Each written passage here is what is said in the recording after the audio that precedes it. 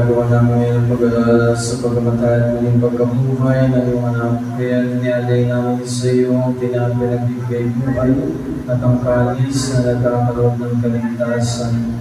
Kami ang papasalamat dahil kami yung nilarapan ng kamayon sa harap mo para maglingkod sa iyo.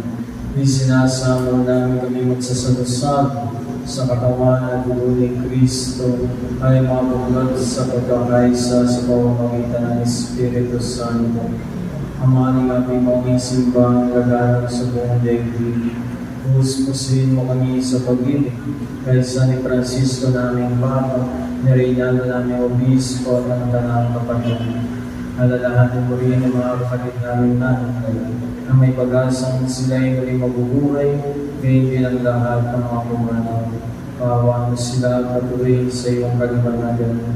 Kaawaan mo at pagkitaban ng kami lahat na makasalo sa iyong buhay na walang wakas.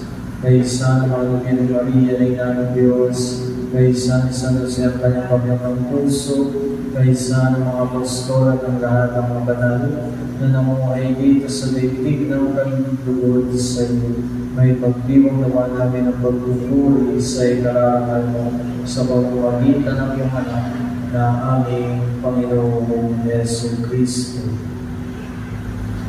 Sa pagpapalitan ni Kristo, kasama niya sa Kanya, ang lahat ng parangal at papuri sa iyo.